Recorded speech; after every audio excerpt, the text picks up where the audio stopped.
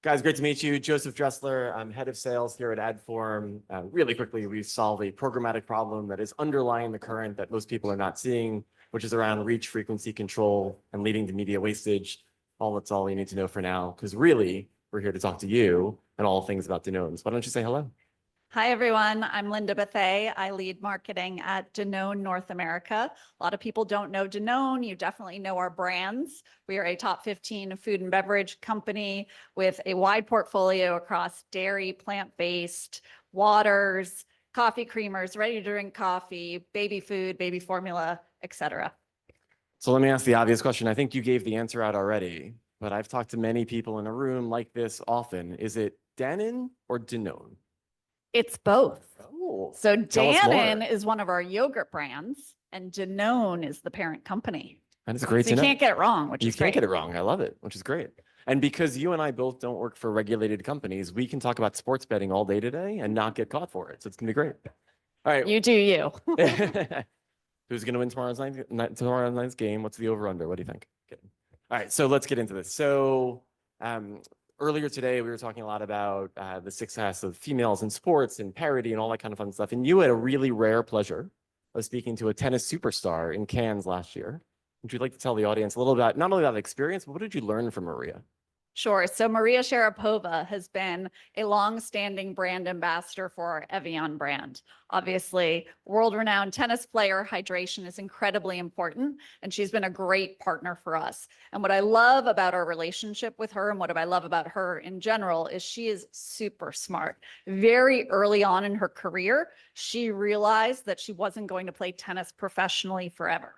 And so she had a game plan and was really thinking ahead around how she wanted to build her brand and build her business. And having somebody that understands how to build a brand, there's no better brand partner for us to have. And so I had the pleasure through Brand Innovators to actually interview her on stage in Cannes last year and talk about her post-tennis career, what she's done to build her brand, and how she's really led as a strong female in support of other females, not just in sports, but in the business community as well.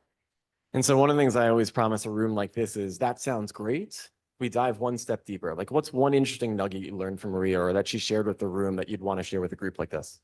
I think what's great about her is she's very down to earth and she knows what she doesn't know. And so she knew early on that if she wanted to extend beyond sports into business, that she had to surround herself with one, really smart people, but also had to become really smart about business herself. And so she studied business and she learned as much as she could from other people so that she could get in a boardroom with CEOs, with CFOs, and know what she was talking about and be taken seriously. She didn't want to just be a figurehead or, oh, she's that tennis lady. She wanted to have a seat at the table and be a driving force in those business conversations. And I think that's great advice for all of us, right? Know what you're talking about, have a seat at the table, and be taken seriously.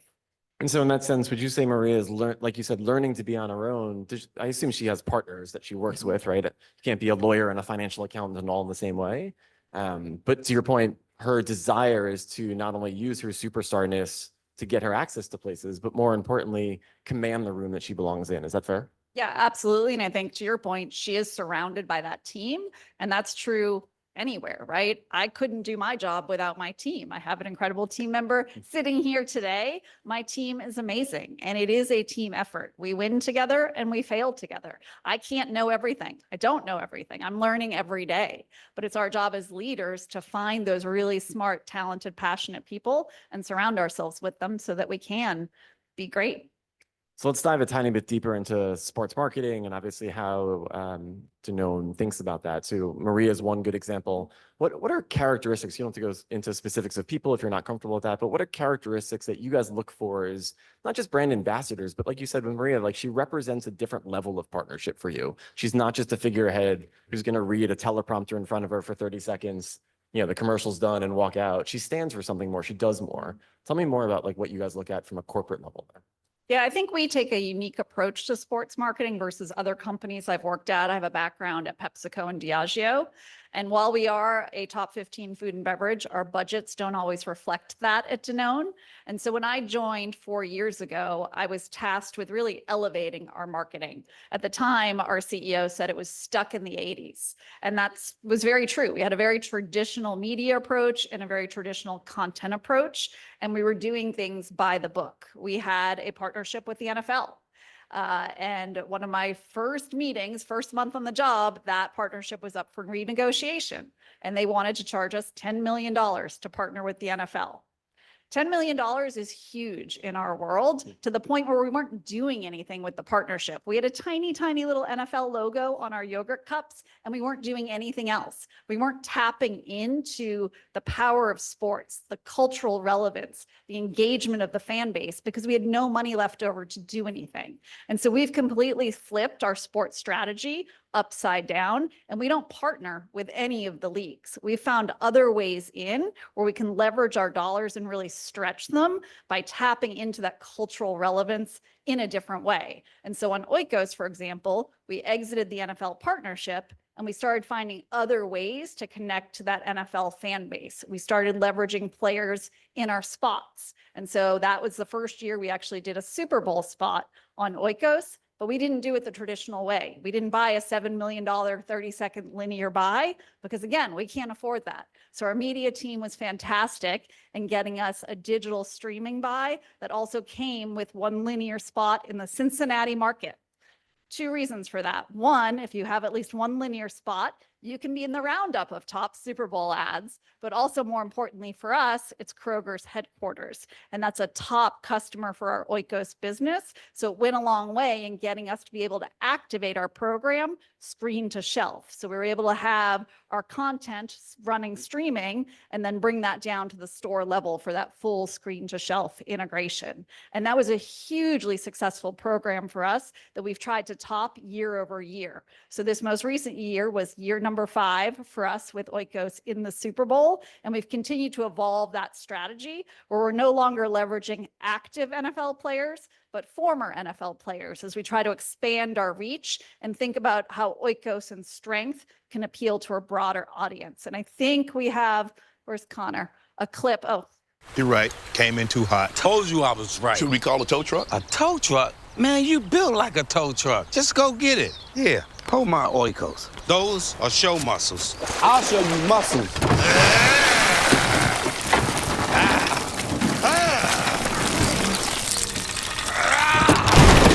Buy me new pants, show muscles. Take your Oikos, little man. Protein packed to help build strong muscles. You crazy.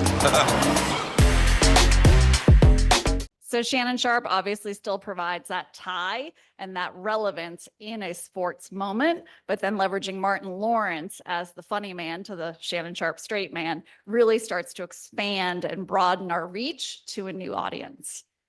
So first of all, Shannon Sharpe looks amazing. Like for how retired he is, looks amazing. So 2 comments really fast. There was a lot to dive into there. The first part is you talked about the 80s and you said the word stale. Just for the record, I would say 80s music is anything but stale. My personal opinion, maybe, but definitely not stale.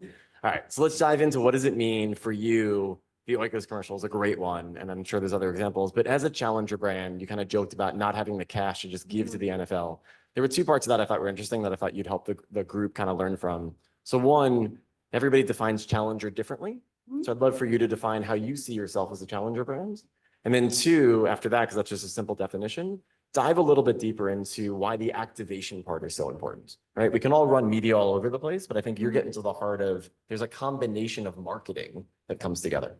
Yeah. So for us, I mean, I think a lot of people define challenger brand as, the underdog or, not the leader in the category. We are the leaders in a lot of our categories. So I define it differently in the sense that we're not looking to run the usual playbook. Again, our budgets aren't huge. And so we're looking for unique and different ways that will help our brand stand out, drive cultural relevance, and achieve our marketing objectives. No, sorry, what was your second question? So that was the definition of the challenger Yes. brand. And then the bigger part of that conversation, which obviously speaks to a lot of your expertise, is how does activation tie with media and marketing, right? So we talk a lot at Danone about screen to shelf integration. So it all starts with that creative big idea, but we push our agencies really, really hard. And Sarah, I'm looking at you. One of our agency partners is sitting in this room. I do not want them to come to me with a TV first idea. We have to have a creative big idea that can play full 360 screen to shelf, because today's consumer is consuming media in so many different ways, and they're shopping in so many different ways. It's a true omni-channel environment that we're operating in. And so we have to make sure that that idea can stretch in every possible consumer touch point and be an integrated thread, no matter where a consumer may encounter our brand. You have a boss, right? Yes, I have a boss. Excellent. I have several. You have actually. several bosses, right? Is it fair to say your boss and your boss's boss and your boss's boss's boss probably ask you about measurement sometimes? Every single second of every single So it's day. fair to say, right? Is it fair that you ask your agency partner about measurement sometimes as well? Yes, all the time. Let's use that as a topic. So how do you measure screen to shelf in that scenario? So we at Danone believe you should measure what you treasure. And we're actually in the process right now of revamping all of our performance scorecards so that we're getting that holistic measurement of screen to shelf. And so it used to be you would look at a creative campaign and you would measure your impressions and things like that. But that's not what our CEO and our CFO care about. They want to know if we're actually moving the needle on the business. And so we've really started to ladder up what those KPIs then can deliver in terms of your short-term sales objectives, as well as your long-term brand objectives, and really helping the C-suite understand the importance of marketing and building long-term equity and how that can help deliver things like pricing power in the marketplace, which is something they absolutely care about. Right, because when it goes back to the shelf, you're not a D2C company. You're not selling yogurt through the mail to people or any of the thousands of products that you offer. Right? You have retail partnerships that do all of that. And so the influence of marketing on behalf of the retailers to show that you're going to move product in their stores is critical, right? And I think we have another great example of that, of the proof that marketing can have an immediate impact on sales, right? We talk a lot about building brand equity and the long-term impact. So another great example connected to sports is what we've done on Stoke ready to drink coffee. So that is a small but quickly growing brand in our category and in our portfolio that didn't have a budget at all. And so the brand team in partnership with our internal agency came up with this brilliant idea. What if Stoke sponsored a soccer team in a country where the product's not even sold? Right? Kind of crazy to sit in front of your CEO. Why would you do that? Why would you do that? I So asked we you. became one of the first brand partners of a team you may have heard of called Wrexham AFC, owned by Ryan Reynolds and Rob McElhenney, well before any of the other brand partners got involved. And it has been the most fruitful partnership we've ever done. Obviously, Wrexham as a property has taken off, obviously overseas, but in the US as well. Thanks to Welcome to Wrexham, Rob and Ryan, and the success that the soccer team has had. But we got in early and really thought about how do we make this an authentic brand partnership and leverage it again in that screen to shelf. We launched this partnership with a video that I'm going to show you in a minute, and within 1 month had increased sales by $5 million. Like, that is marketing magic. And one of the reasons for that, as you'll see in the video, is our team came up with a great script, great piece of content. And Ryan and Rob loved it so much that they said, hey, can we star in this? That was never part of the plan. We didn't pay them for their appearance, but we got, the Ryan Reynolds, everything he touches turns to gold magic in this launch spot. And so right before we go to it, I want to ask you a question. So you got in early, right? Whether it's sports betting, whether it's investing, getting in early is always a great way for success. But like, what about it for you? Because there's always thousands of choices. It's the hardest part for every marketer in the room, is that you can find success multiple ways. What's easiest, what's going to make the most sense, what's risk averse, all those things come into mind. So maybe like one or two details, like what brought this one to life that you're like, this is the one we should go with? For us, it has to be on brand strategy, right? And Stoke as a brand is all about bold moves. And this was an absolute bold move, right? Again, sponsoring a team in a country where you don't sell the product. The other piece of it is this is a country where tea time is a cultural institution. We are a ready to drink coffee brand. And so you'll see in the launch spot, we really played into that and started tapping into that cultural phenomenon to bring our brand to life in a really unique and powerful way. Cool. Here at the world-famous race course in Wrexham, Tea time for the Red Dragons is as cherished a tradition as anywhere in the United Kingdom. But today, we are announcing Stoke Cold Brew Coffee as our official sponsor of the racecourse. So we're secretly replacing the team's afternoon tea with bold, smooth Stoke. Let's see if they notice. Coffee at tea time? Shambles.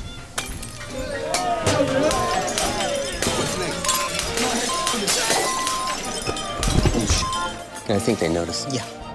Real sticklers for tradition over here, huh? They don't know what they're missing.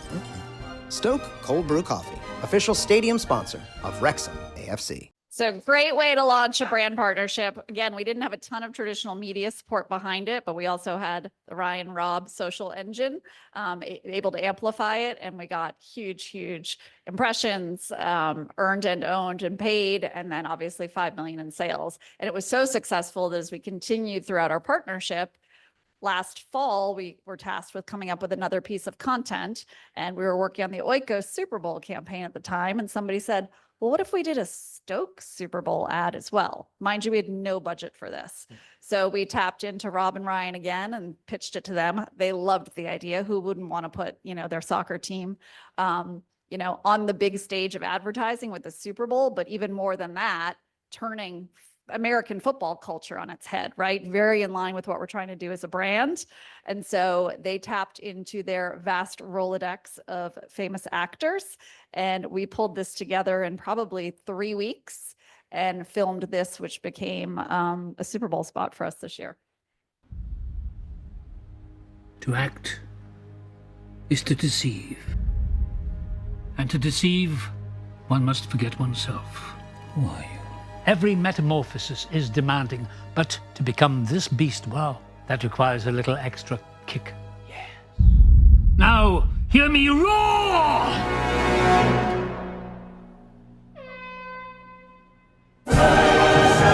This is what they came to see!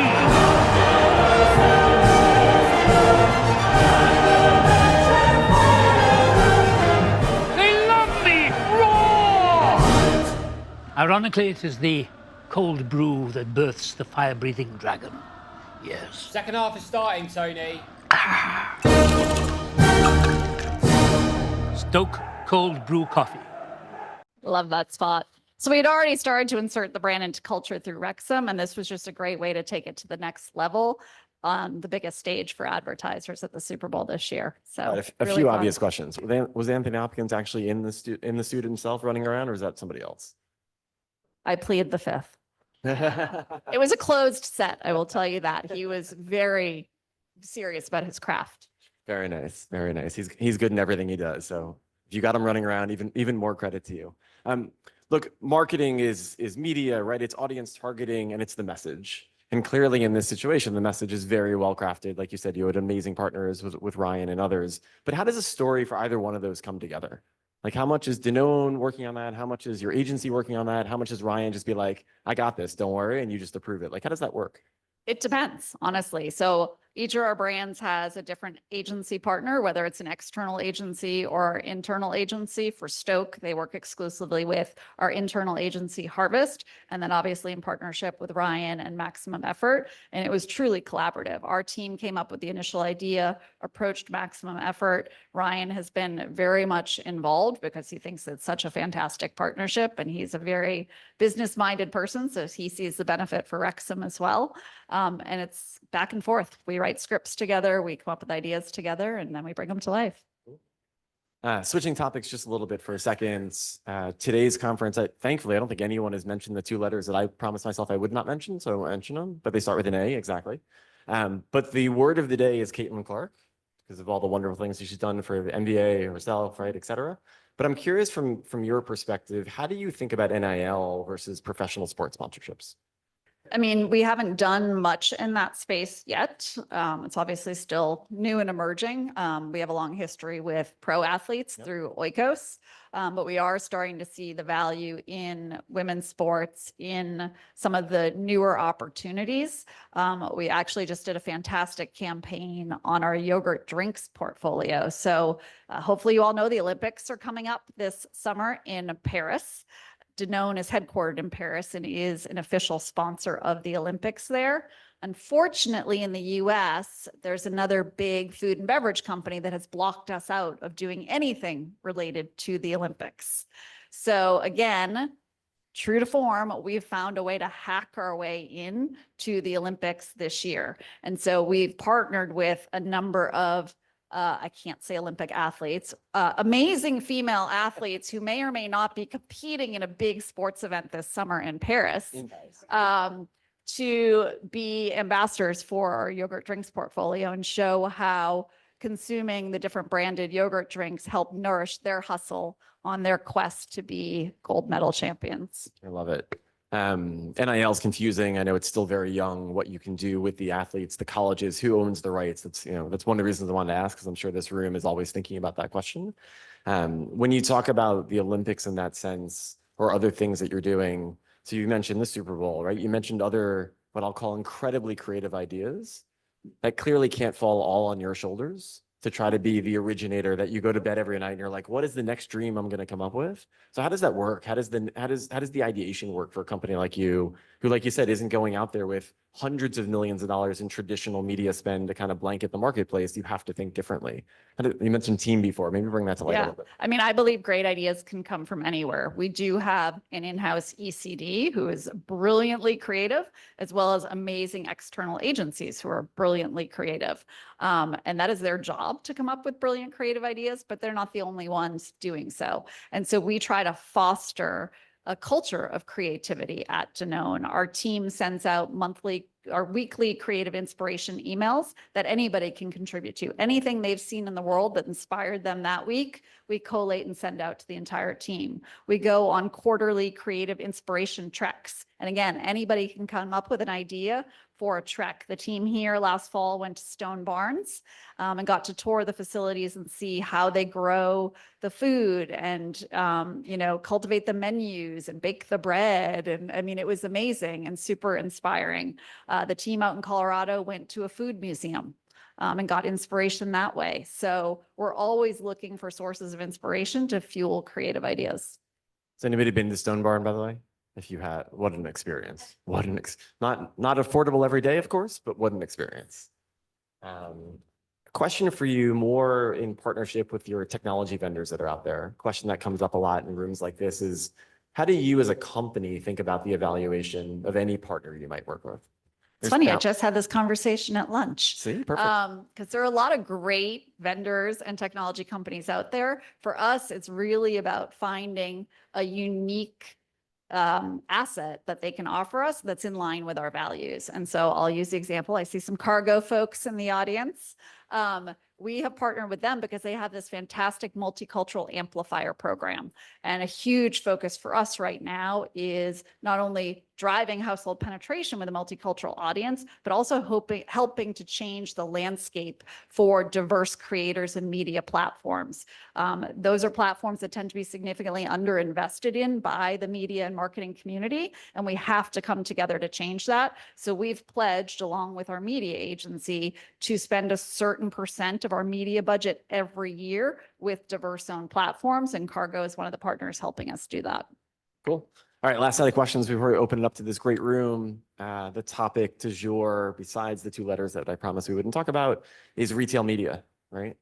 You are a massive CPG with tons of brands that, like we said before, all go through the retailer landscape. One, what do you think about the news that is the growth of retail media? Exaggerated, kind of right where it should be, or not even close to where it should be? And is there anything interesting you'd like to take advantage of in the next 2-3 years with all that data that kind of sits out there for you? Yeah, retail media is a daily topic for us at Danone. We've shifted a significant portion of our budget to retail media.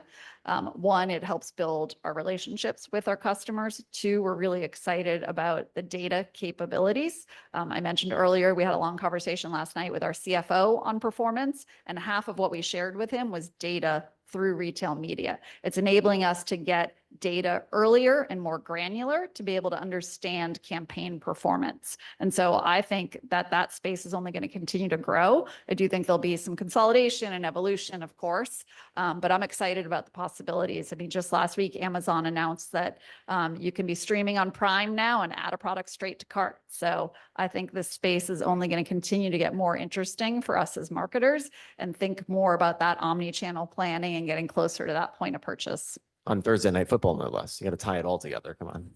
All right. Questions for this wonderful panelist. What influenced the decision to use Anthony Hopkins in the Stoke ad?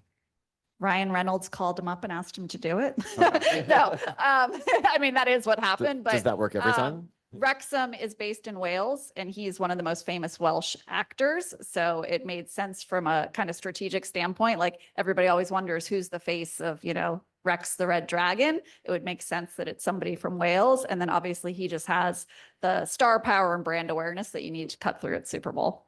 Thank you. Hi, Jessamine from Oakley. I had a question for you. I love what you're saying about the measuring success and moving away from impressions and more like other metrics that we know executives want to hear, like sales. How are you thinking about measuring that? Like, how did you get to that 5 million in sales? Are you looking at a pre-post or the media data or both? Or would love to hear more. Yeah, excellent question. So we're building new holistic performance scorecards. To be clear, we're still looking at traditional media metrics. I shouldn't say we're not, but it's okay. Starting with your business objective and your marketing objective, identifying the right KPIs for each of those, and then partnering with the right partners and vendors to get that data. I would say historically, we just looked at either creative testing results, right, which was pre and post in partnership with our agencies, and then marketing mix analysis, which typically we only got those results annually, and it was a year look back. So they weren't actionable. So in partnership with all of the amazing data tech, retail media partners now, we can get much more granular data, and particularly through retail media, really understand of the, you know, volume of pounds, whatever purchased on our product that month, how many of those were ad attributed sales. And so you can start to connect the dots much better than we were in the past. Anyone else? She has a wide host of products to ask questions about. She's met famous people. She doesn't gamble on tomorrow night's game. All right. Well, thank you guys very much. Thank you.